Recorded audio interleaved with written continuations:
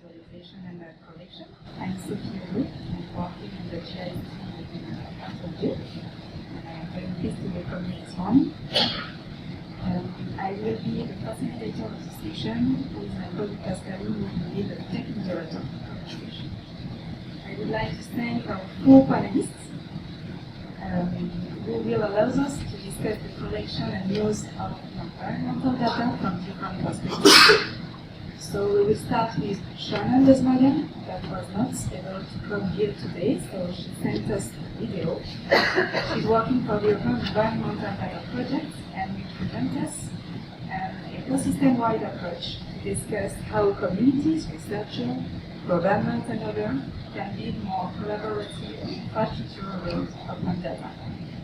We will then have a presentation from the French Development Agency on an innovative tool for assessing the condition of the territory's environmental functions and how sustainable they are.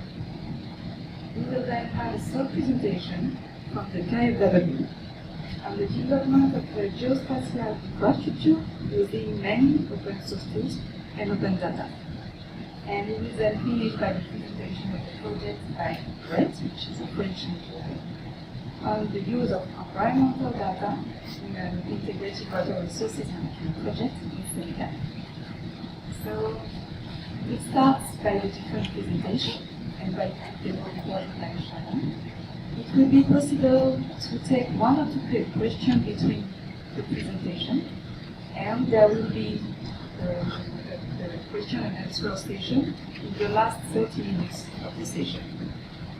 So I will let the panelists to introduce themselves.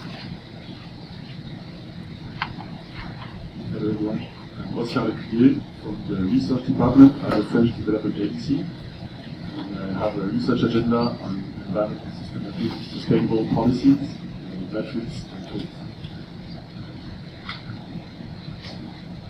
Hello, my name is Amaury Bertaud. I'm working in GRET. I'm principal for information system and numeric project in GRET. GRET is an NGO in the area of agriculture, nutrition, and dealing with natural resources. And Johannes, if you could introduce yourself. Yeah, hello. My name is Johannes. I work at Development Bank. It's the French Development Agency. I'm joining you from Germany. Unfortunately, I could not be there. I would have loved to be there. But my daughter had her birthday yesterday. She's 3 years old now, so I just missed it. I'm sorry, but I'm looking forward to the presentation on the later topic. Yeah.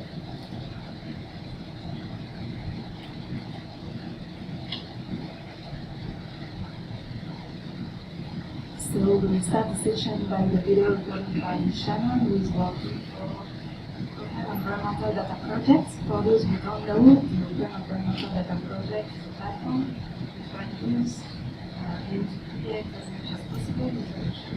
People working on environmental issues, like community, government, finance, and other stakeholders of climate and environmental action.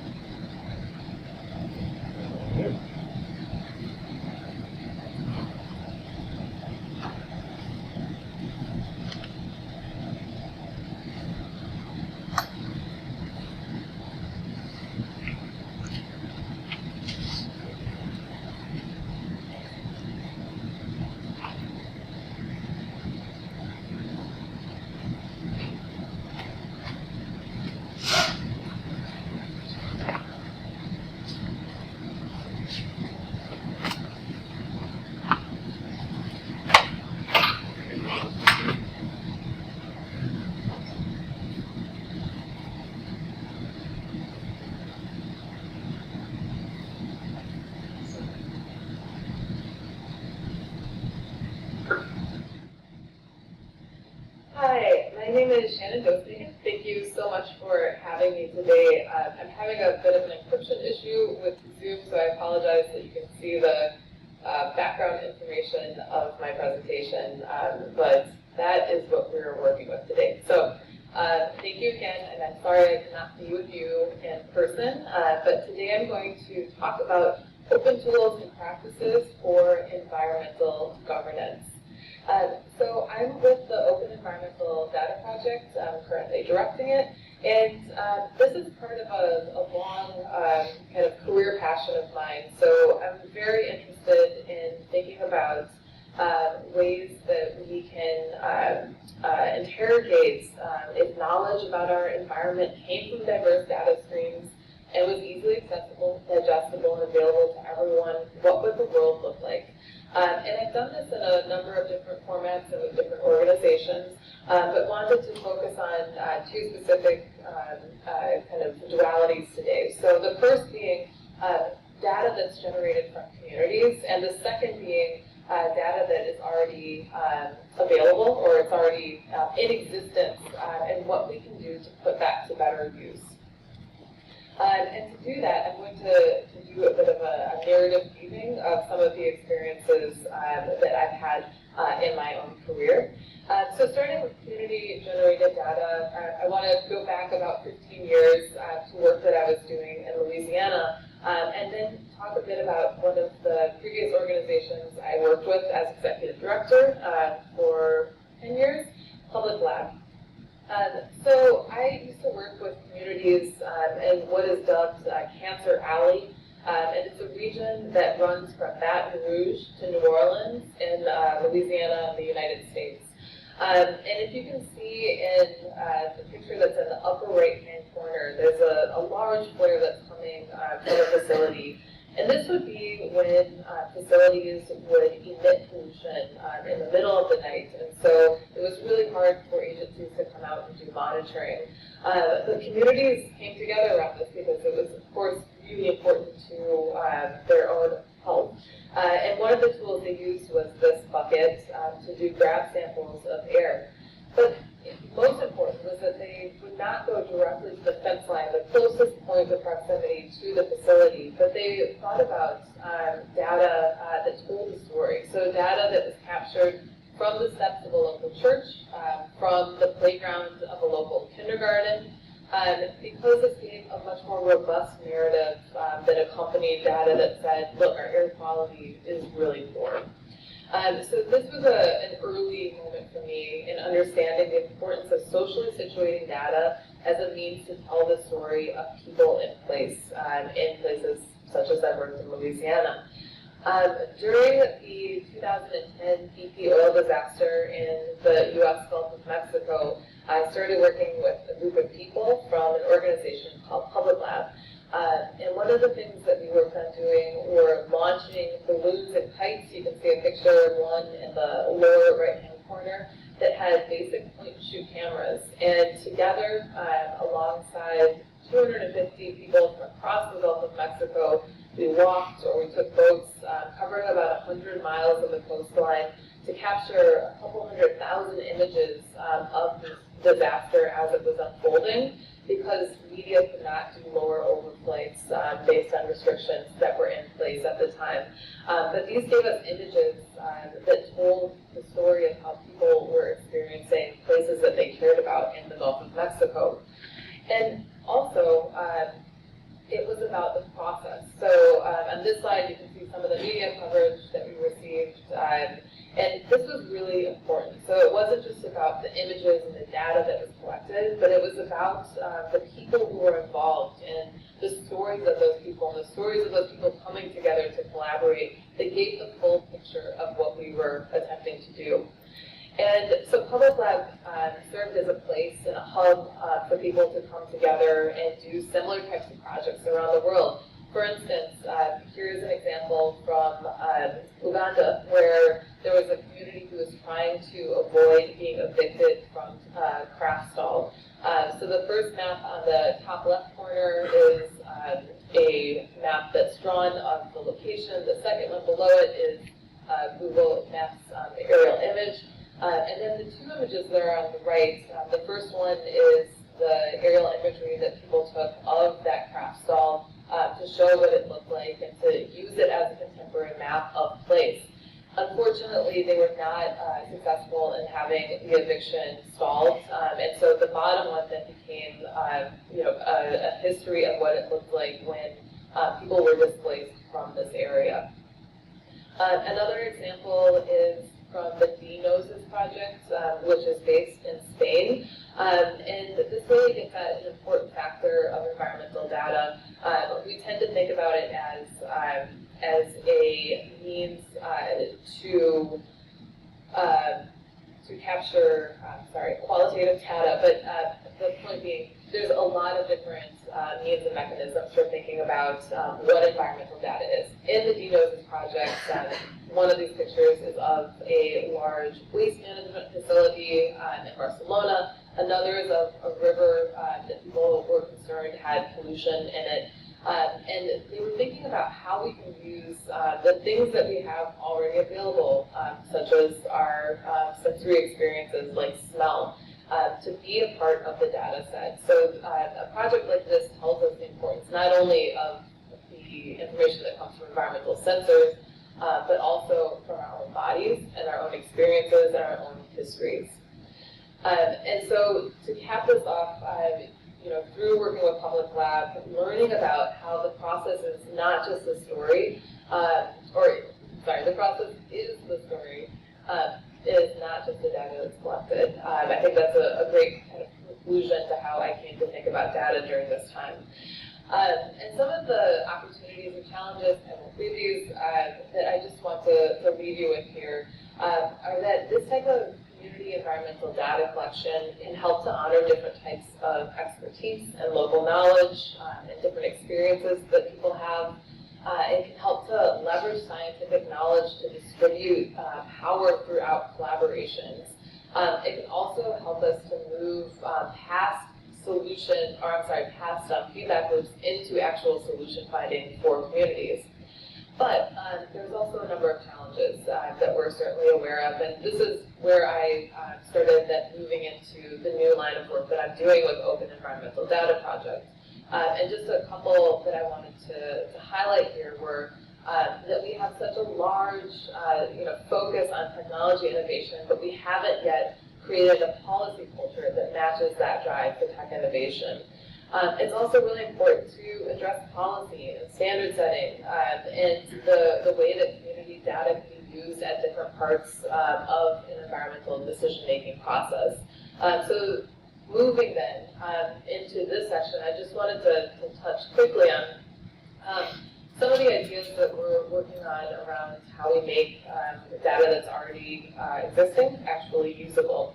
I previously worked with the National Advisory Council for Environmental Policy and Technology, and this chart comes from our 2016 report to the Environmental Protection Agency. NASEP was a federal advisory council, and we were writing about environmental protection and the role of community participants.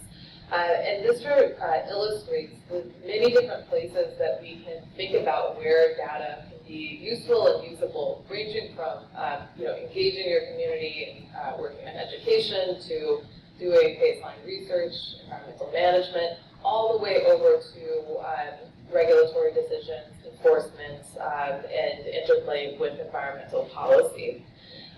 So this got me really interested in thinking about what does good enough data, so data that is fit for a specific purpose, whether that is the community engagement part or the research part or the enforcement part, what can that look like and how can we harness the power not only of data that's being collected from communities but also data that already exists and put that to best use.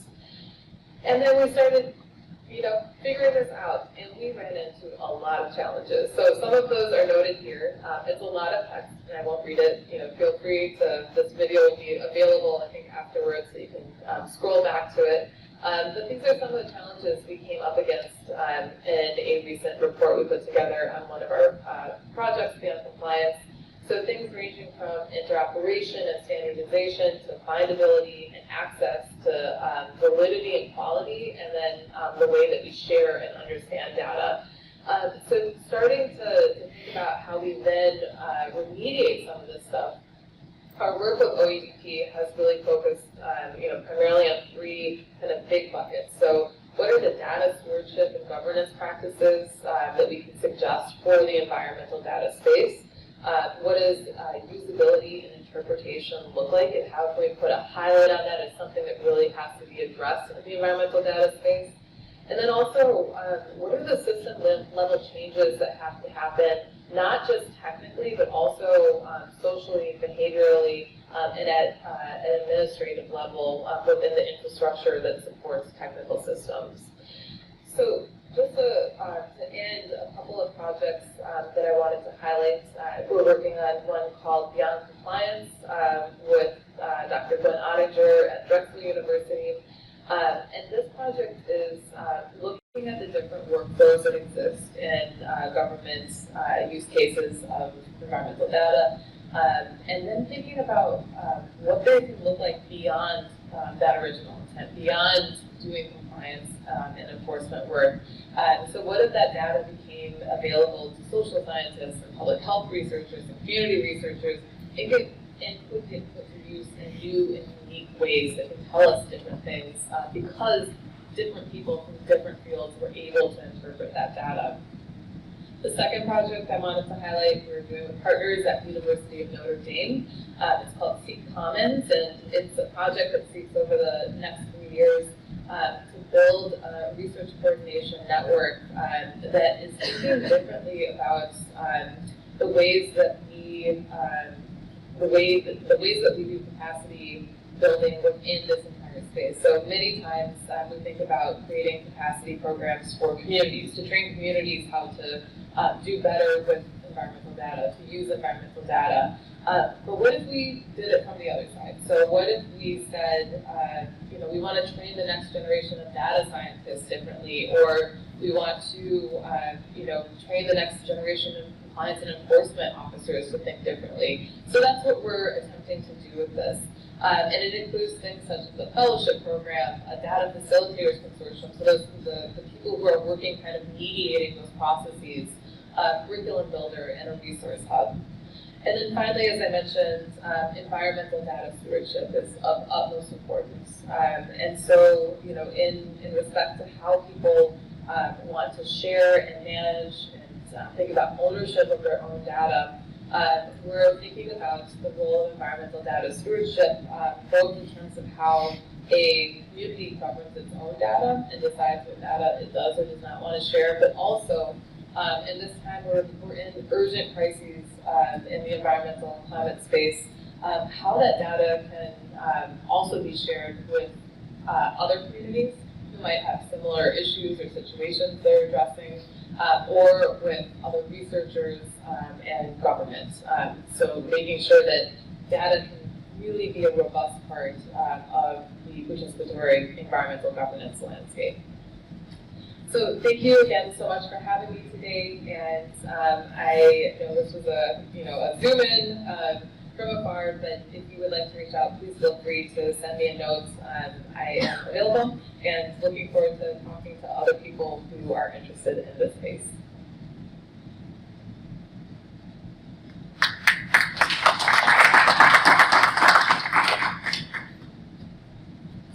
Are there any reactions in this video? It's a bit complicated here because Shannon is not with us. Maybe you want to share first reaction on this video? Or first reaction coming from our two panelists. Also, I find it very interesting to see how we can engage with various kind of actors in environmental data. So it's a kind of eye-opener also to see how we can work with the population ground about kind of environmental data. And that complements this video with another approach, another point of view. It's interesting.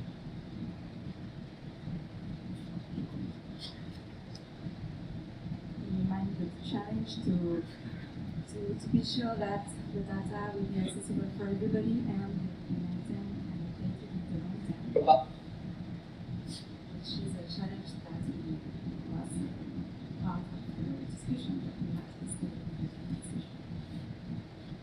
So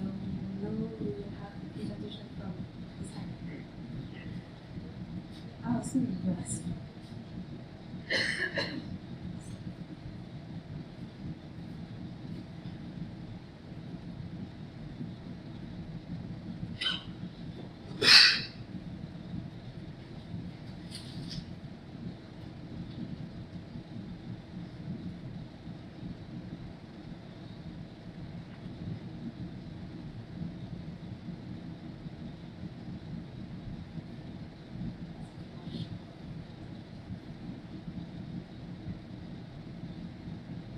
Johannes, we can hear you if you want to read it.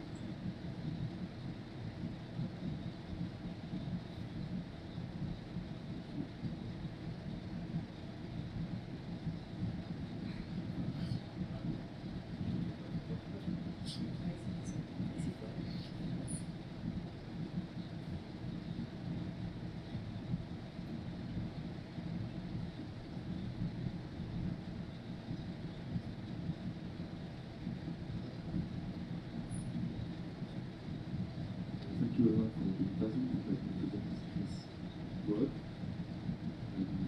So I'll be talking from the point of view of the Agence Française Développement. So probably quite different, but so just to put it in a picture, this is how I see this conference. So we're concerned with linking this, with extending the do no harm principle to environmental issues and problems. And I'm here on the left side, on the development donors side. And how I see you today is being on the other side here, on the right, on the humanitarian NGOs working on specific projects. And we have, I think, different approaches and different ways to approach this environmental data problem. Just to put it clearly where I stand and what I want to bring with this discussion today. The way development donors, I think, well, there are many different ways and many different activities that are there, but one of them to address environmental problem is to do it on the longer term, working on policies and frameworks and standards and strategies in countries, governments, and other kind of institutions. Another way to look at environmental problems and do no harm principles is to look at environmental impacts. And that's what I've learned a lot yesterday and this morning. But there are other ways, I think, to approach the do no harm principle for the environment. We have seen, I think, bridging some bridging between the gap between development, long-term development approaches and short-term humanitarian responses. I think there is still some way to do it. Still some way to go to address this do no harm principle for the environment. And I want to argue today that we can have better guiding principles to address this gap. And the one I want to talk about today is strong sustainability approaches that is focusing on quality of life and critical natural capital. And I'll go into more details in this presentation. So, why should we worry about the state of the environment? Maybe you know about those flagship reports that have been published in the past years. So we have more and more information, analysis, and data about what's happening in the environment. And we have a lot of thresholds being reached. We have a lot of impacts being documented. And at the same time, we also know that more than half of the human population is directly affected by those processes and by the collapses of those parts of the environment, of those services. And the entirety of human population is indirectly affected by those parts. And so we need to have a better way to address these issues, to see them, to monitor them, and also to include them into frameworks and policies. And this is, I think, interesting to link this also to this data stewardship that Shannon was talking about previously. So many, I didn't know that we could do those interactions with the presentation, but it's nice. So why should we worry about the state of the environment? Many reasons. Maybe you know about this picture. It's about planetary boundaries. It's been a concept that has been very powerful in the sustainability, environmental sustainability sphere, and environmental sustainability policies. And it states that you have, I think it's 9, you have 9 planetary boundaries that you don't want to cross, where if you cross this threshold that has been described by science, you enter into an uncertainty sphere that could lead to potentially catastrophic consequences. So you don't want to cross those thresholds. And then you have crossed them for, I think it's 5 now, limits. And so we need to monitor those thresholds at every level. Here it's at the planetary level, but what I want to argue today is that we need to address them also at the country level, what the SCAP is doing, in the moment. And we need to address it at the community level, as Shannon was putting it, and we need to address it at the product level, so at every level. So we need to also have a kind of paradigm, a kind of system to move from one level to another, one geographic level to another. And we need to do that only to mitigate, and not only to address impacts, direct impacts, and this was extensively discussed yesterday already, impacts of data management, of data storage, data usage, and so on. We need to address this also to mitigate risk, to not exceed those thresholds, and we have many more actually. We'll discuss this in a moment.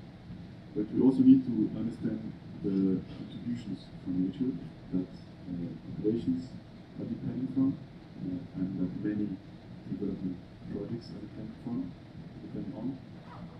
And just as an example, all the many NGOs are working in camps, refugee camps, that are very vulnerable. So we need to address vulnerability not only at the social and human level, but also at the environmental level. So what resources do these communities depend on? And how do you guarantee the sustainability of those services and those contributions from nature that these camps need and those projects need in the long term?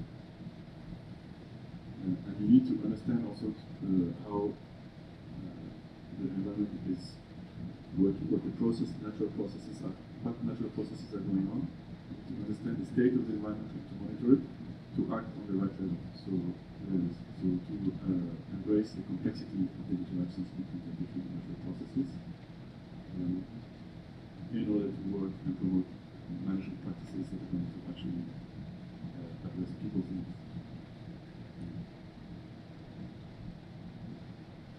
And one way, just to drive this home, to drive this point further, I want to focus here on one concept, which is in the IPBES in English, I guess, in the Global Assessment Report from a couple of years ago, on the nature's contributions to people.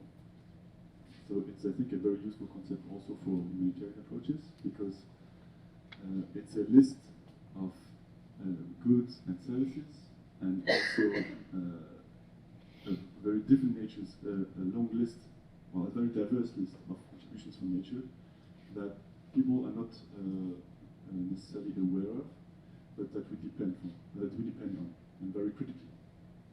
And it's not very visible here, but there's lots of information in this graph, in this table, and here is the focus on some of those critical contributions. So many of them are irreplaceable. We don't know how to replace them with economic or industrial substitutes or man-made substitutes, and there is not even clear natural substitutes to some of those contributions. And they're very diverse. So at the bottom you have some goods provided by nature that populations depend on, and for instance you have agricultural land, you have fuel, wood for fuel, you have materials for construction and so on that we depend on. And what you can see here is that the trend is declining first thing. And second thing, the indicators that we have to actually monitor what contributions are on the state, are not perfect, are not very good. So we need better indicators to actually monitor those contributions that we depend on critically. And there are a whole set of contributions that are rather services, and some of them are directly linked to many humanitarian approaches, humanitarian projects where you want to mitigate, where you want to act just after a natural disaster and other kind of crises. And many crises are linked to regulations that the environment was doing for free, so to say, before, so without me knowing it. And we now see that you have conjunctions of different crises that show that we are maybe approaching some of those thresholds and limits I was talking about previously. And one of them is the regulation of pests and diseases. Another one is regulation of extreme events. So we now know that mangroves, for instance, play a critical tampon buffer role in critical events, and so we need to be able to know where those mangroves are thriving and where they're not. So we need the right indicators for that. And other kind of processes are linked also to biodiversity, and they're very difficult to monitor. But for the one that we have, for the indicators that we have, we see a clearly downward trend on this. So we need to be able to address this and have the right frame of reference.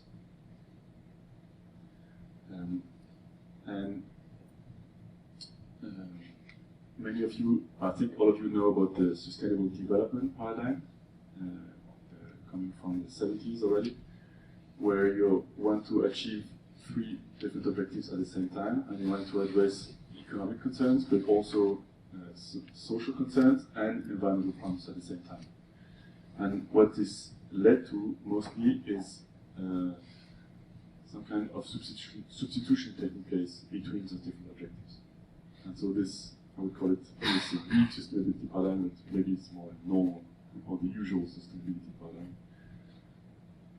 And I want to argue in this presentation that we need a strong sustainability paradigm where the economy is embedded within the environment and not the other way around. And this changes a lot of things. And it mainly changes the fact that you can substitute one contribution for another, and so you need to address each one of them for its own sake. And one way to do this is to focus on critical natural capital, critical contributions from the environment, to monitor the state, and to try to influence the dynamic and the trend of the state towards sustainability. And to link this to this debate or to this conference on environmental data, we have a critical need for indicators to monitor the state of those natural contributions. And beyond this data, we need to have a whole system, a whole structure to actually process this data. And this is just another way of talking about data stewardship. In another way than Shannon did before. What I've been concerned with in this project are rather accounting frameworks that try to bring together this data that comes from many diverse horizons. And then headline indicators that bring those together bring all this information together for strategic approaches or communication purposes at the global level or at the country level. But these headline indicators are resting upon this whole data structure. And I'm coming now to this project I was talking about. It's called SCAP for Environmental Sustainability CAP. And it's just a way to frame this whole issue.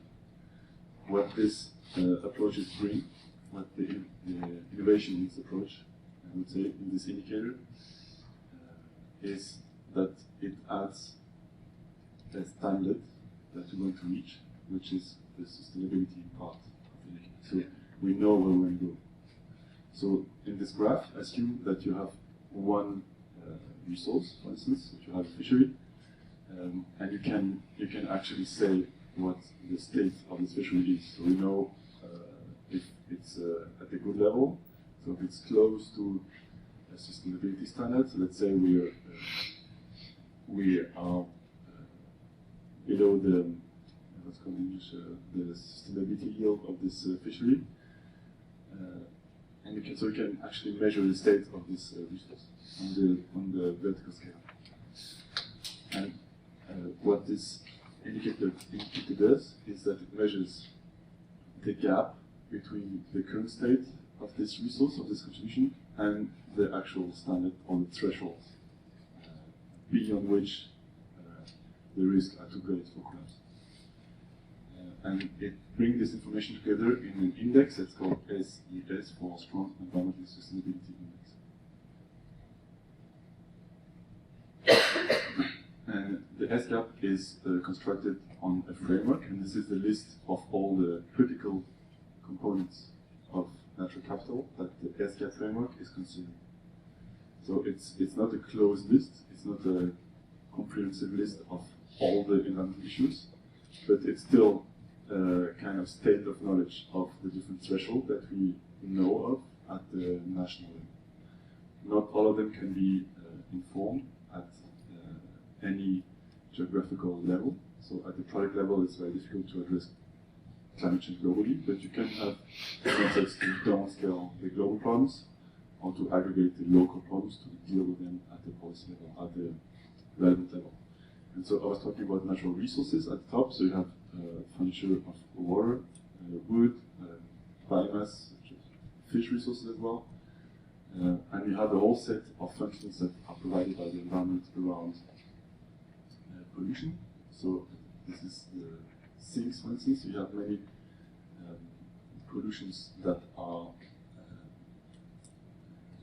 well, the environment is actually depolluting a lot, and it can do up to a certain extent. So you have to monitor the pollution level of all different ecosystems in order to not to exceed those thresholds in which the environment cannot deal with pollution anymore. And we need to address this for all different kind of pollutants and all different kind of environments. And then you have a set of functions in this framework around biodiversity. They're called life support functions here. And you have then a set of functions provided by the environment, contributions provided by the environment for human health and welfare. And to link this presentation with the one by Amaury, a work has been done in Senegal around this framework, and it's not published yet. But what you can see here is that there is data in many countries to actually talk about those critical elements of natural capital, critical contributions from natural capital, but you can't do it for all of them yet in many countries. So data exists for instance, at the EU level. You can address all 23 elements in this framework, and there are some publications on this already if you're interested. In countries such as Senegal, environmental data is scattered around many different institutions, and it's difficult to gather it, to have it at a comparable level for the whole country, and for many elements you don't have the data. And secondly, what you can see is that many elements are actually very degraded and very far from sustainability. And so this gives a synthetic view of all the different issues for environmental sustainability for cement. And we need the data structure, we need the institutions and the data stewardship to link this to concrete projects. And maybe this is a fruitful discussion that we can have with Amaury afterwards. And just to conclude, this is a project that has been funded by IFD as well, which is related in the way that it also deals with data on the state of the environment. And it does this with another purpose, not to have a synthetic view in the table, in the framework. It does this to put it on a map. So it's more of an accounting approach where you have the different accounts that you can then map And in this picture, it maps the Sahel region to monitor a project called the Red-Green Wall. And what you can see in green is where vegetation has increased. Well, the state of vegetation is better than 10 years ago. And in yellow, it's where it's worse. So we can actually monitor this also on the map, and we can do interesting connections at the different level of this data pyramid I was talking about. And this is my last slide. Going back to this picture. So what can we do? I think we can do many things. On the development side, we're trying to work on public institutions, on data structures, on frameworks and finance at the global level and country level. But I think a lot can be done also at the project level in the assessments that are being done and the frameworks or the guiding principles that are used for assessments, but also for dependence and the way the projects feed the national databases. And that's it. If you want to react to this, I'd be glad to discuss.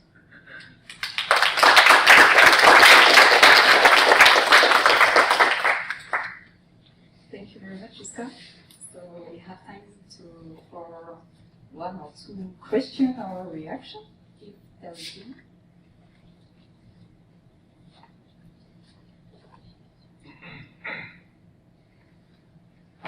Any reaction from you, Johannes? Okay. So I invite you to keep in mind the possible question for the end of the session. Oh, sorry.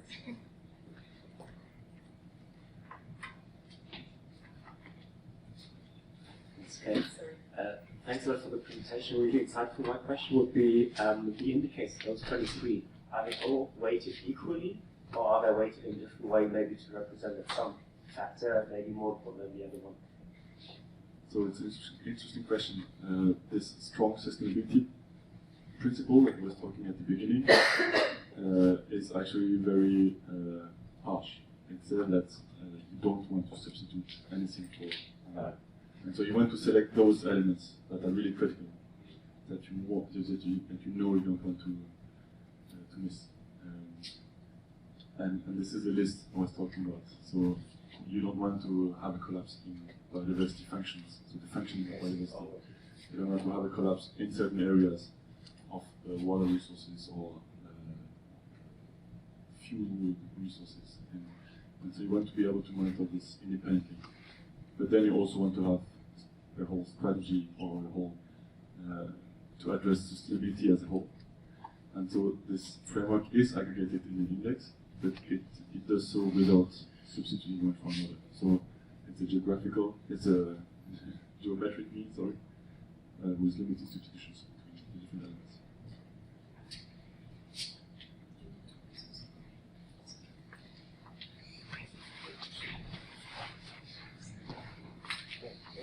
Thanks for your talk. I would be interested, where does the data come from that you use in that index? And is it satellite data? Is it local sensors? Is it communities? So the data in the pilots that we did, so we did not have time for producing data or actually integrating data from very exotic sources. But so this data is coming from national agencies, and they were confronted with scientific publications on different topics. So you need an expertise on how to deal with indicators of the data, but you also need an expertise on each of the different elements to be able to understand what the data tells you and whether you have a standard that fits in front of it. And you have to do this differently in all different countries because the thresholds are sometimes different. So you have data at the European Environmental Agency that is very coherent between different countries, so you can compare countries at the EU level. In Senegal, and we did the pilot in Kenya and Vietnam as well. Data is coming from all over the place. data sets are not public, so you need also the relations to the different agencies to be able to ask for them and to get access to them. They're very incomplete, and so data is not easy to get back. Data on the state on the one, and this despite the fact that we have this overwhelming mass of data coming from satellites, mobile phones, and so on. So we need a framework that actually produces not data but sense. That was, I think, coined yesterday by Lars, maybe. Make sense, not data. This is one way to do it. So we want to produce all kinds of environmental data, the data that allows you to monitor whether it's sustainable or not regarding those resources and critical contributions from nature. So I invite you to keep in mind your questions so that we can advance with the other presentation, and we will have it at the end of the session. So we will stay at the strategic level with the presentation of the CartONG by Johannes.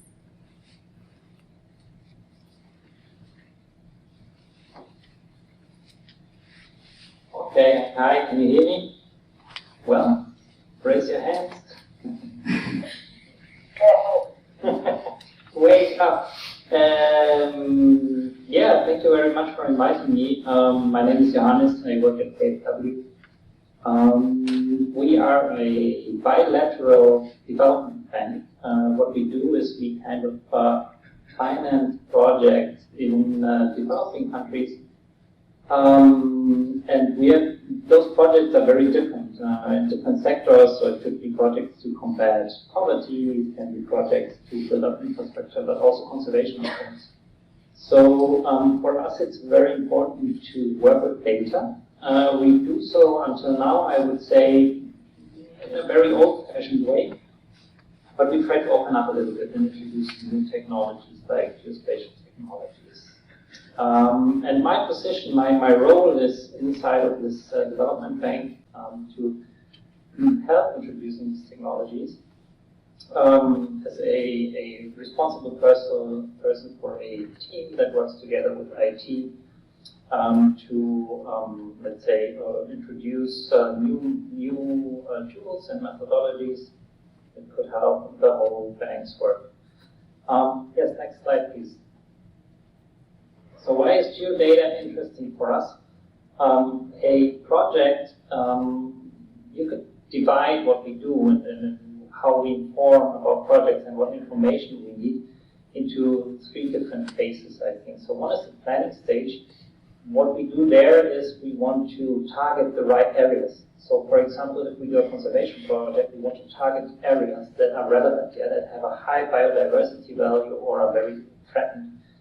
And then we also have the environmental and social impact assessments, where we want to work in areas where we do not do harm. Yeah? So if it is not a conservation project, but we are building a bridge, we do not want to build a bridge in a protected area, right? Or crossing, I don't know, places where people have been living maybe and doing agriculture for hundreds of years.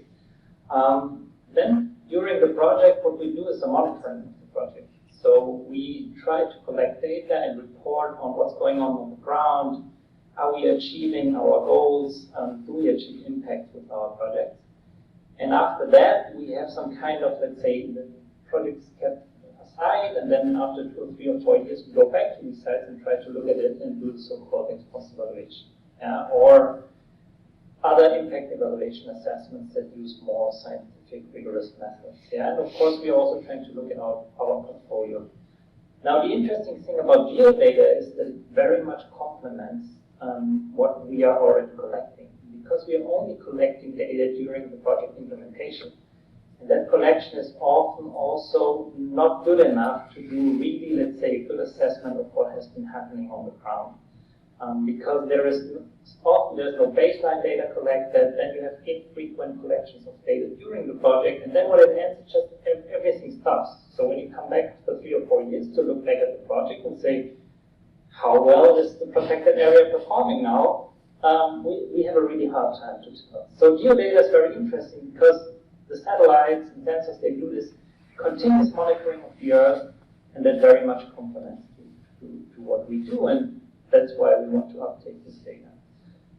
Okay, next slide, please. The challenge, so maybe click, click, click, seems to be animated. So that's my institution. I want to bite my laptop a lot of times because it's just a very rigid software environment. And that is for a purpose because I work in a government institution, so we need to regulate more security. But it's also kind of frustrating. Yeah. Then there is a lot of so what we want to do is we want to make the user happier. Yeah, using GIS tools especially. Yeah. Then we have a lot of different tools that are very messy around in the world. So we kind of want to give users who have few time to do geoanalysis because nobody's really an expert, something like that in my institution. We want to give them few selected but very good tools.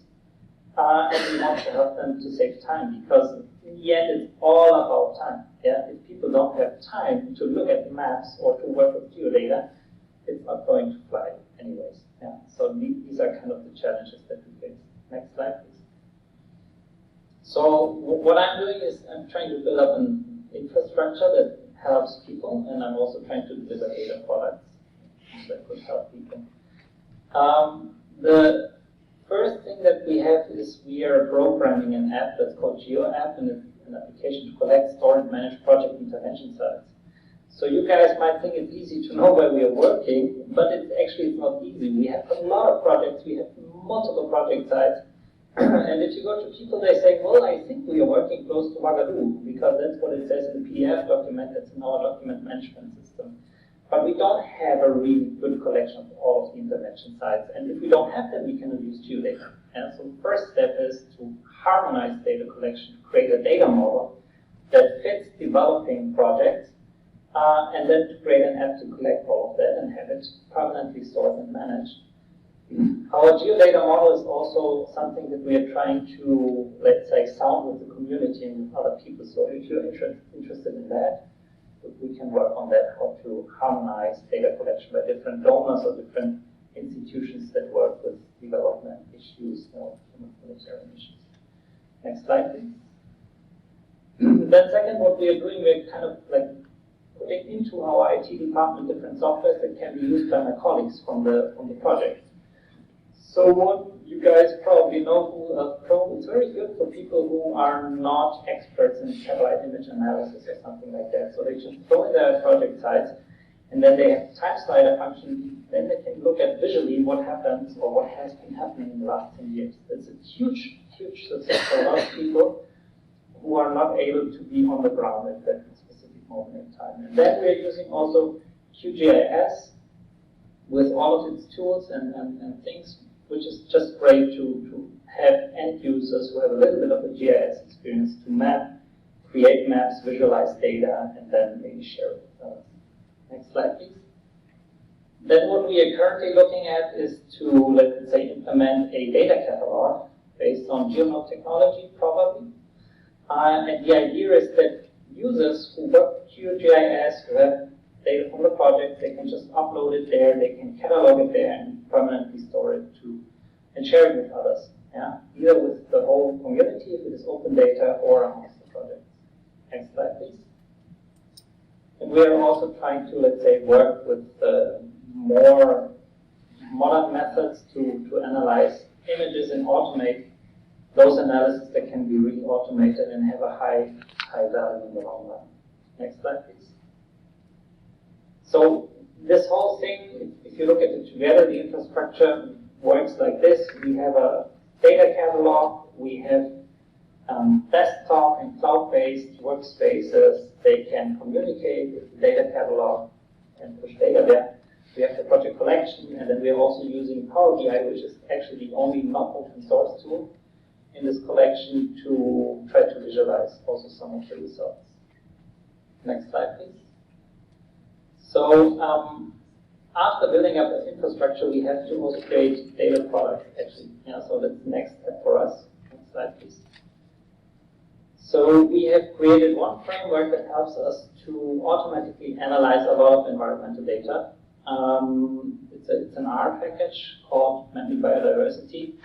And what it actually does is it takes a lot of different data sources, automatically downloads it, processes it, with your areas of interest and gives you a tabular data output with a lot of varieties.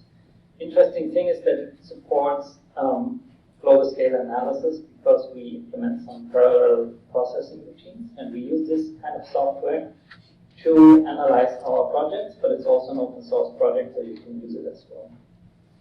Next slide, please. So one of the outputs of that, one of the use cases that we do is we try to create a data product that maps how threatened protected areas are in the countries where we're working. And whether, because it's important for us to work in threatened areas. So what you can see here is for, I think, half of the Latin American countries where we work with, we have analyzed forest cover loss in each protected area. And then in the last 20 years, and then you can see that the side of the circle represents the total forest loss, and the color represents the relative loss. So the interesting thing about this map is that it gives you two information. One, and it shows you very clearly where we have a high total loss, so that is relevant if we want to reduce emissions, if we want to find projects that reduce emissions. But it also shows you where you have a high relative loss, which is just habitat destruction, and which could put in danger a lot of species. It is one data product that helps to, let's say, inform somebody who has no idea of geodata, and with a lot of complex information to try to put it very easily. And I think that's something where I relate to what Shannon was saying in her presentation, that we need to make data fit for purpose. So that's a map where we try to do a lot of complex analysis, but then put it in a simple map so people can see where is it where we should work and focus our attention on. And then we can map this data, of course, to our current projects. For example, you see that on the upper right side, where we just show with the little colored dots where are we active, and the gray dots are protected areas where we're not active. So it helps to identify those that are really threatened, but where we are not active yet. Next slide, please. And the next step for us is to, let's say, create a dashboard that does that automatically for us for a lot of protected areas, not only for the planning stage, but also for the monitoring stage. Yeah? So that is also a project that we are trying to do with other donors. So currently we are talking with GIZ, which is another German institution, but also AFD, but also anybody who is just interested in monitoring protected areas and biodiversity projects, you can get in touch with us if you're interested about it. It's all open source as well. Next slide, please. Some lessons learned. Yes, next slide. So I have focused a lot of open source and stuff like that because we try to promote open source and the usage of open source. It is, however, let's say, complex and lengthy if you do it in a big institution like ours. Yeah, if you introduce new software that doesn't come from a company where it is really easy to just buy software and then the company is responsible that it runs in your IT systems, then it's a more lengthy process. So if you go into that direction, you're working in a very big institution, it might cause a problem. Then another thing is the governance model. So in open source, it's everybody just works with software, creates software, but it's not as reliable as commercial software, to put it like that.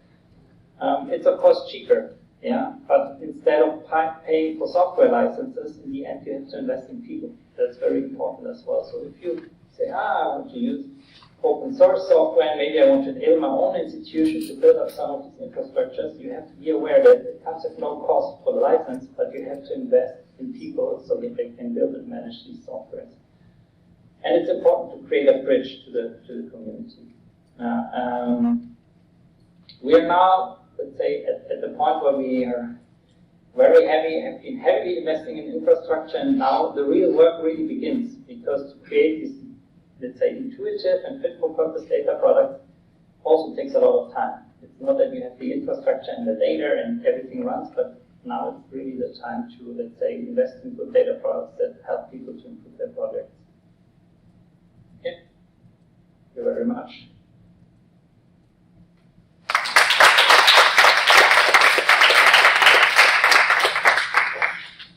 So thank you, Johannes.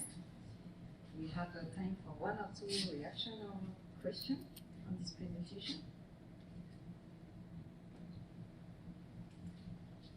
or any reaction from the panelists?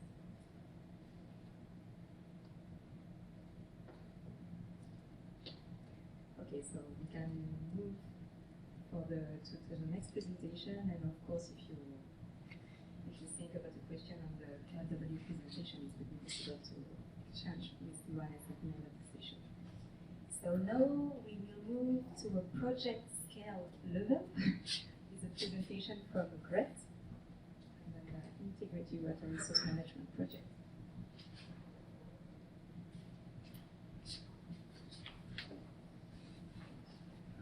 Hello again. Thank you for being here.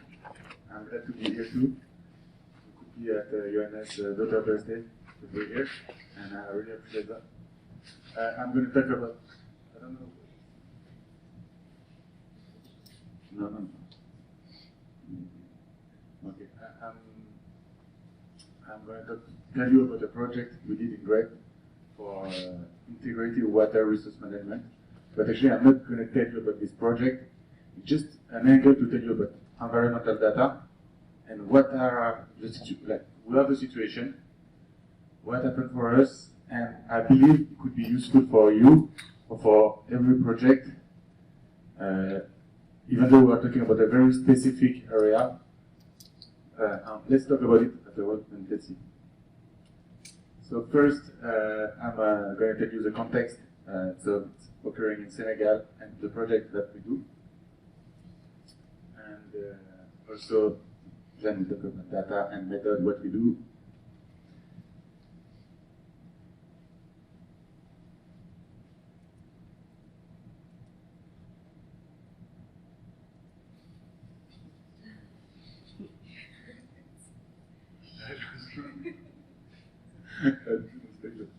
And then the opportunities and risk, and then challenges for the future.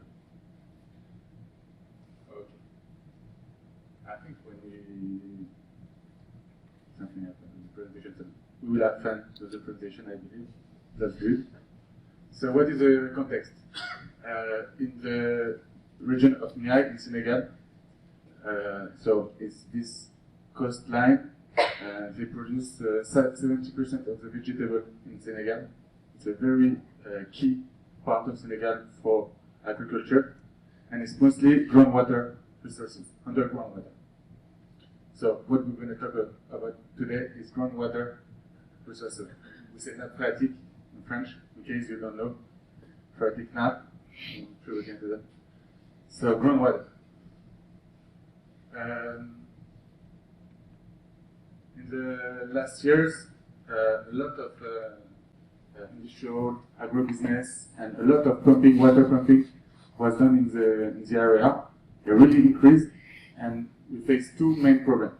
First, pollution. So the area is polluted. And the second one is that the level of the groundwater table is decreasing, really decreasing. That's two big environmental problems. And it's difficult to tell what comes from agribusiness, from industrial, from just people taking water to drink. It's really difficult to tell.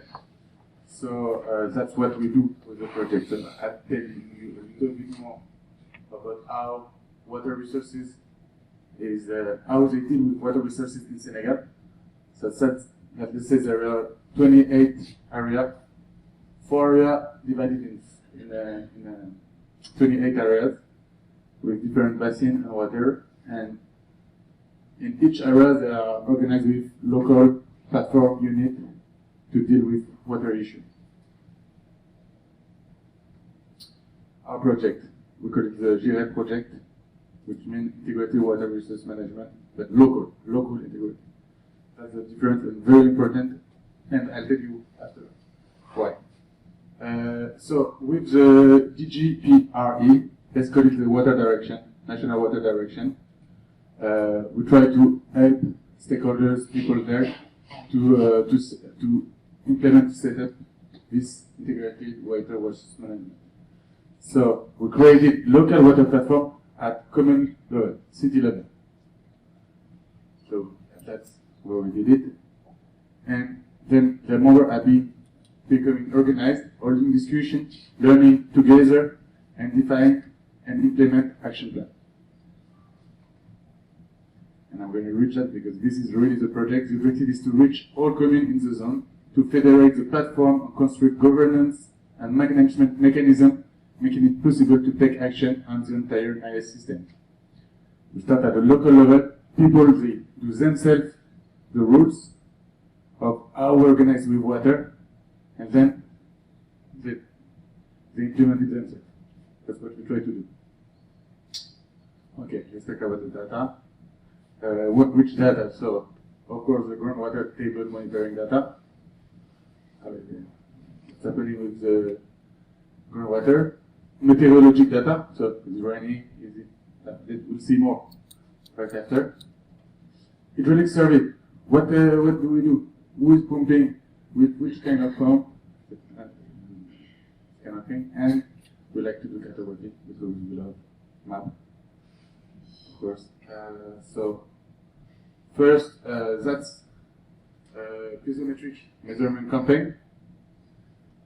So we can tell how high is the groundwater table. So piezometric measurement. And we notice that the groundwater decreased 45%. What did I say? 45% per year. There are four, not only one groundwater, there are four aquifers in this area. So a superficial one, like two middle one, and a deep one. And independent, like we can follow, and the deepest one is really precisely decreasing. The aquifer. Maybe we don't know what the aquifer, but it is an aquatic aquifer. That's where we do it. So, what kind of data we have with the piezometric measurement? So, where is it? What kind of aquifer? Actually, it's not called superficial middle. It's called Eocene for middle. And I'll just make it simple for us. What do we do? How high is it? That okay. And where is it? The temperature of the water, and the geomorphology of the place, and also very important the laboratory result to have information on water quality, pH for the pollution of the groundwater. So we follow that, and we don't have the same very impressive tool that we've seen today, but and we have this kind of Excel files that are kind of empty sometimes. You know what I mean? We don't like when it's empty like that. That's how it is. There we have some meteorologic data. It's raining. It's like you can see raining through the time, and we make connection between raining, evaporation, and infiltration, streaming into the ground. That link between water streaming and agriculture, because it depends what you produce, you need more water, and try to connect this together. The survey, hydraulic survey, that's who is doing what. So you can see a well, you can see like a drill, forage, drill, water pump. So we try to do when they do it. So this is not environmental data, it's what, but we connect it, we relate it to environmental data to know what's going on and how it will evolve. Just before that.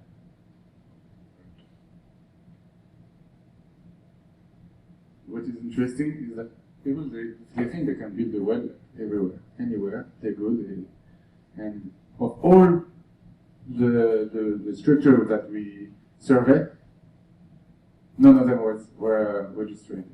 None of them. So they just. So that's a wonderful map.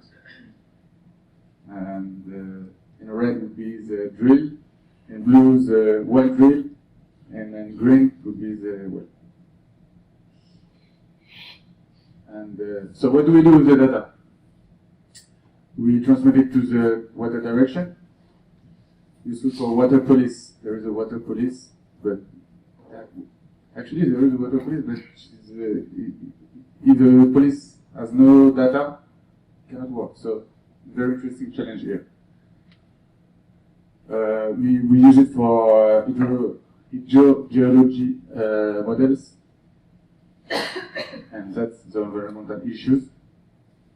And we try to spread it, open access. The data that we take, it's open. We share it, but not everyone is sharing. I'll be back with this right after. We use at a city level, we spread it at a city level, and we spread it and we share it at an international level with the International Office of Water. Some opportunities and risks. So, this one are opportunities. We can regulate. With data, we can deal when someone wants to have a well, a drill, we can follow up with that, and that is the basics. And we have an authorization process, and so that not everyone is taking water without asking. And the water police can work. Can have a better knowledge. Calculate water sampling, or like follow how much water is going to the, follow what's happening with the groundwater, and it will be really, really important with the demographic change growth. We estimate 4% increase per year of demand in water. So it's really increasing, and there is also climate change, and actually we really need to follow up. So we need traceability, and we need to use the data. So the data has to be used for decision process. And I just wrote down land tension. Actually, this is very important. There is a tension there because it's strategic area in Senegal. So we control the level of the groundwater table. That is related to environmental. So that we do with the data. We spread it. So it's opportunities. What we do, but it's opportunities as well. We need to open it. Everyone has to open it, and that's what we do in GRET is we have a common-based approach. Common-based approach is like, I'm trying to explain it very in a simple way. It has to be local. Local person has to make the rule, and they have to be the one in charge of this rule. Okay, they make the rule, but it's the state that has to, that is the water police, so actually the state is not really, yeah. If they make together the rules, we can, I believe, make something together. So we try to bring everyone together, so the industrial agro-businesses, and also the gardener, market gardener, and to talk to the, and we try to do that. And I believe we should do that at the data level, so we should share our data, and people that need the data should be the one collecting them for so many reasons. And that's what I think myself, what we should do at the local level to really, like usually we go somewhere, we do a survey, and then we use the data somewhere in our office. I do that. And, but actually we should really, but it's not easy. And so we need to involve local actors, and I go with the challenges to follow up with what I just said. First, I'm going to talk about the water model, the risk, and the challenge. The water model. So just to have fun, I give you some of what we do as projection simulation with data environmental issues and what it looks like. For streaming, like we got how much it rains and how much goes in the ground. We try to bring together data from drilling, so from irrigation, household drilling, industrial drilling, drinking water supply, all together how much water do we take from the groundwater table. Water model, well, it's like the difference between what we take and what comes every year. So how much is raining, filtration, and how much do we take? So we make the balance. And with and if we add the evaporative recovery, we have the environmental results, so we can follow up on our environmental reserve. And what would be wonderful to have an indicator of the sustainability of the water resource mobilization strategy submitted for evaluation. So overall assessment would be assessment of uses minus all use included minus what we have in the result. So I'm just thinking of what you showed us. I think it's really, really interesting, but I was thinking when you were telling us about all this data, how are you gonna get all this data? And I think that's a big, big challenge. And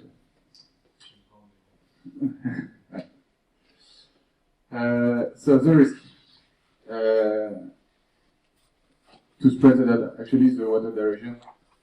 They don't share the data, and we don't have feedback about our data.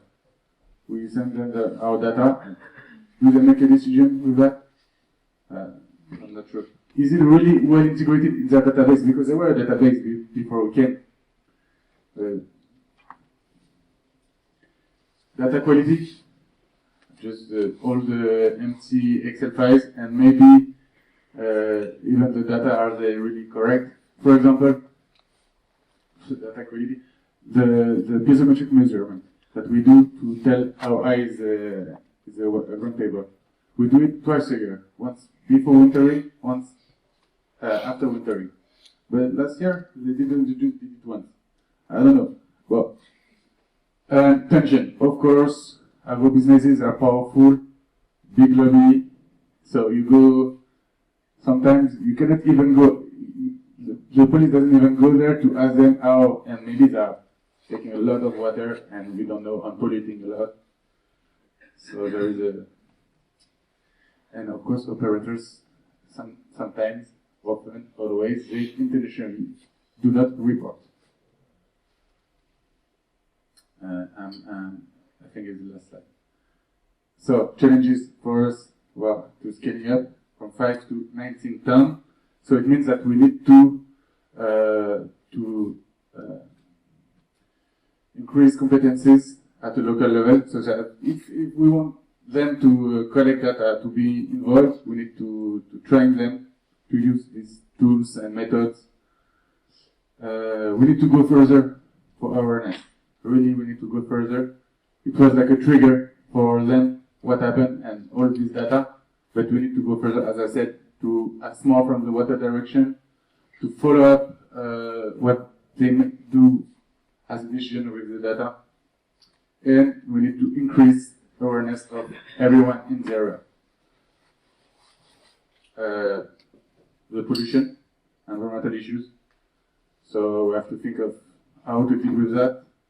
What we do is thinking about agricultural method, irrigation method, and to think about pesticides. Sorry. We need to improve knowledge on water sampling, so more data production, but with better quality. And that's all of that, that issue that we have with data. Maybe we could use satellite to complement, and I really like the idea of complement data with satellite. Regulation. There is the sampling payer principle. What you take, you pay. And you need to advocate more, and there is not good advocacy without data. And the basics always is environmental data in that case. And okay, we lost the last one. It's good. That's an example of what we are doing. That's solar panel instead of motor for water pump. And like with water pump, there is a fuel falling in the ground that falls into the groundwater table. So with this kind of work, it's better. Just an example. Thank you very much. Thank you, Amaury. It's a presentation at a really different level from the previous one. Are there any reaction from the group?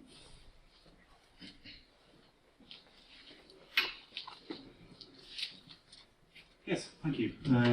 Interesting. I was wondering how you've been thinking about also the risks of some of this data collection. Like, I can imagine there's some obvious ones with giving data to the water police for local communities that might be affected then by actions from the government against them, and some of the tensions maybe between smaller communities and villages using water for agricultural business, etc. So, just curious what you've been doing to think about risks of data protection and assessments around that.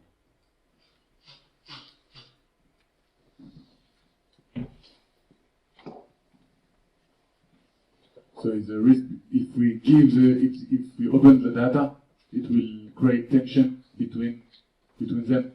That's what you said. Well, if I understand.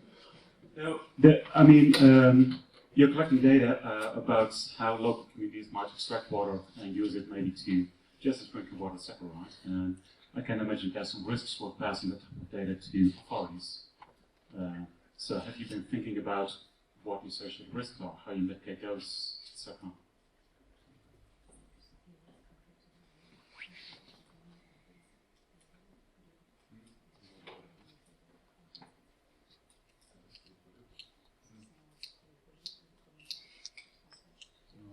Actually, the water police today, they never find anyone. They never do anything. That's the situation today. And that would be, no, if the water police would be improving the situation, it's not against the population. No, there is no risk. And that's the simple payer principle. What you take, you pay. But just, they agree to do that. They could agree. It's not so much money, now water, a lot of water, but we need to organize. That's so that can be.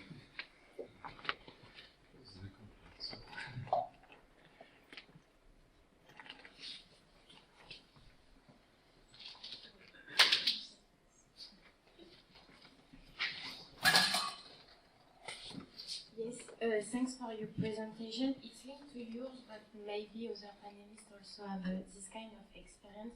I was wondering the willingness of government for such projects related to environment, because now we talk a lot about like the scarcity of resources and the tensions that it may create. It already exists. So may have you faced some problematic or challenges with government and authorities to allow this kind of project on their territories, or to collect such data, because it may show some stuff they don't really want to. Yes, with the data we have a lot of issue because we don't know what they do. It was very hard to reach and to get their database, which is what was the initial start for us. And now that we give them the data, we don't know. That's the issue, and it's not easy. You don't know how involved they are. They will say they want, but no, it's not easy. And I'm wondering, maybe you work at the country level in Senegal, so I don't know. Not with the water authority, so I don't have an answer about what they're doing. But related to the question, I think there is a fundamental tension between protecting the environment and developing opportunities, economic opportunities from resources. And governments are trying to balance all the different stakeholders, all the different lobbies. And lobbies for environmental protection are not very strong usually. And it's usually coming from the top, from donors, and some types of finance, but it's a small fraction of the international finance that is coming with regulations and regulations on that. I don't know a lot of governments that are committing for environmental protection. And with this SCAT framework, we're advocating for having a set of standards of good ecological status. And even in France, it was difficult to find support for actually having an assessment of how French policies were aligned with the standards that we know about. It hasn't been done yet, so we don't know if France is sustainable and what should be done towards sustainability in France. So we did it when you talk to technicians, experts, even technocrats at the EU level. Sometimes we have a very strong support. So at the European Environmental Agency, for instance, people working with environmental data and trying to build tools that integrate the different issues are very favorable to this kind of use, this kind of assessments. And we don't have any government that has committed yet for that. So when you look at a lot of publications on the state of the environment, mainly in Europe, but so you have one at the global level, so it's the GEO, Global Environmental Outlook from the UN. And I think some other governments are doing it. In Senegal there is one. So you have those, but it's usually not linked with action from the government, it's not followed by commitments from the governments. So it's very difficult to work with governments on environmental data. And usually the environmental data is actually a resource, a valuable resource for the institutions that are responsible for them, that manage them. And for instance, the state of forests is very strategic because it's used by the ministry that are in charge of allocating the different exploitation rights, and it's also used by the authority that is responsible for the protection of the different protected areas, and usually it's the same institution, so they don't want to communicate on how the forest is actually faring, because it could put them under scrutiny about how they've been doing the job for protection part, and decrease the control over the forest resources for the other part. And you have this for all the different elements. It's the same for biodiversity at the global level. Countries do not want to have too much international scrutiny about what kind of data is produced about the genetic diversity, for instance, because it's a valuable resource for the pharmaceutical industry. So the first ones to have the what's called the intellectual property for those genetic resources before sharing them. So we cannot monitor biodiversity at a very detailed level. So this is why we have this focus, I think, also on satellite data, because you have it, right?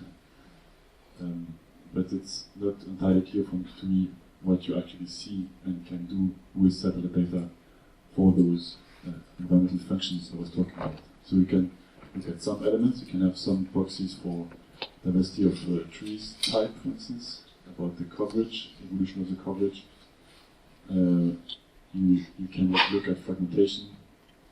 You can sometimes see where it's been raining, but you don't see the ground resources. You don't see species. You don't see genetic diversity. You don't see very critical components of those functions. So it's difficult to actually model a real indicator of biodiversity functioning, but also some other resources for pollution from satellite data. So you have incomplete resources, incomplete information with satellite. So you need to work with governments also to produce the data, and it doesn't help you with data stewardship at the community level either.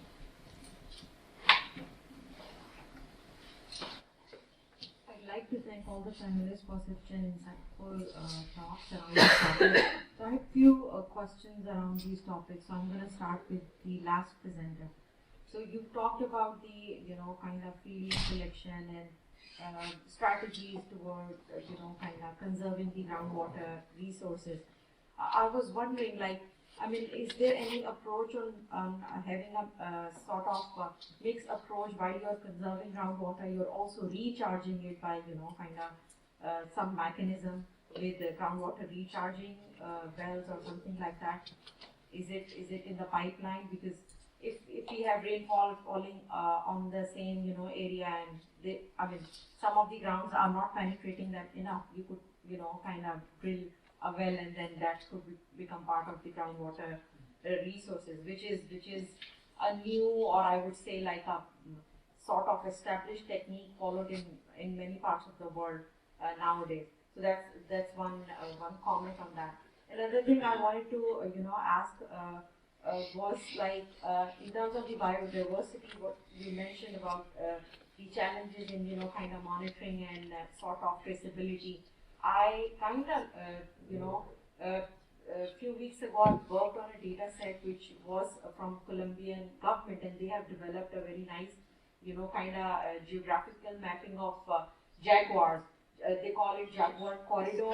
They utilize, I guess, cameras that are mounted in different places across the forest, and they regularly take photographs of movements, and they kind of complement that with the satellite imagery in which they could spot these jaguars. And they have, they have produced those maps, and where you see like where the jaguars could potentially be, kind of have their habitats. So that's that's a point when we say like if we want to complement one product, we could utilize multiple resources to better represent what we are looking in terms of the specific indicators. What I was curious about is like there is a big challenge in kind of integrating multiple data sources. Each come from different, each come from different sort of source with a different spatial and temporal resolution. So when you come up with the merged product, there would always be a certain uncertainty associated with any index or indicator that you would come up with. So in terms of the index that we provide, like I saw KFW's presentation and all that, how do you incorporate that uncertainty? There is a plus minus bias towards what you are putting out, because if it's not a true depiction of what's going to be like looking like, either we create bins where you are categorizing low, medium, high, or you should I just want to try to kind of take sense out of that, what that number reflects. It's going to be like 1, 2, 3, which is again it puts onus on the one that is producing that number, because that's not always the case, right? So shouldn't be like wider. So from 0 to 5 it's low, and from 5 to let's say 7 it's medium, and 7, just to give the user like kind of sort of flexibility. Like if it's not 1 or 2, it's still right. So that were a few of my comments and questions. Thank you. I answered the first question, and that was the second question. You know what's wonderful is that nature, like the groundwater table, it recharges itself. Rain, streaming. We don't charge. We don't do that. Nobody do that. So I would say there is no way we could balance like the carbon. No, there is no carbon market. I was saying, no, you cannot balance like that. You pay what you take. You don't charge it, and it's already very, very complicated to know what we take. And I make the transition for the second question about satellite data to say that for us, satellites could be very useful if you follow like the size or what kind of field, what do they grow. If they grow corn, it takes more water than rice, and this would complement data and just. I think Johannes has something to say. If you want to, Johannes, of course. Yeah, may I repeat the question how I understood it, because of the audio and things. So I understood the question as whether it makes sense to complement one indicator with other more localized data sources, right? So that was to summarize it. Is that correct? Actually, I was asking, like, when you come up with the indexes to, kind of represent the situation, you potentially are utilizing multiple sources of data, right? And all of them have specific spatial and temporal resolution. How do you harmonize that? Because it's going to eventually, have some uncertainty associated with the final product that you're going to be putting on. Definitely. I mean, these are very important questions. So The first thing that I have to say is that I only represented one very specific indicator, right, which was forest cover loss. So, and that is of course not the only decision criteria. Also the threat level should not be the only decision criteria to allocate resources. And this data that we're using from the Global Forest Watch, it comes with a lot of uncertainties. You're right, yeah, especially in private forests, the mapping is not very accurate. It's better in rainforests. So you have to be cautious how to use the data in the first place.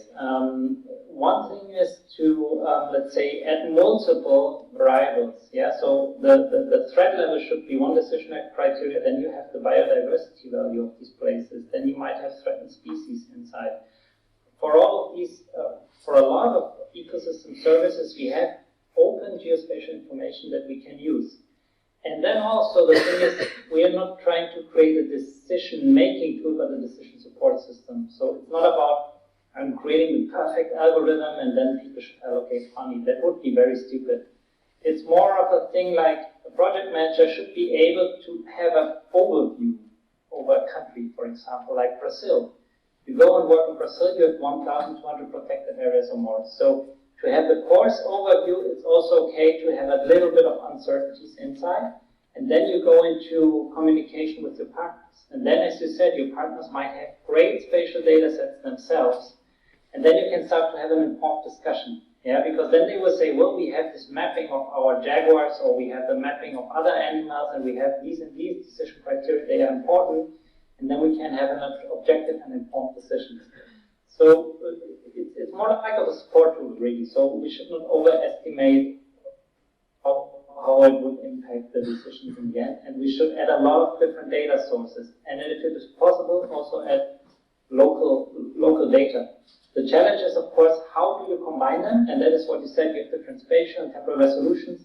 So from a software side, we kind of try to create an agnostic framework that takes data in, and then it gives you the statistics for your area of interest out. And they can be very differently shaped. So they can be, they can have a temporal resolution of days or years, depending on the data source. And then it's up to the analysts in the end to, again, use this data and create useful data products. They have to say, because for each and every use case it might be different. Some might need daily resolution, daily temporal resolutions, others only yearly. So there is still some work involved to then shape these into a data product that's really useful in the end. And we are very much in progress of that. So nothing is really done. There's no finished product yet. We're still experimenting with it. Thank you, Johannes. We are a bit running out of time, so we will have to end the session unless there is last question. And of course, it would be possible to speak with the two panelists we have here.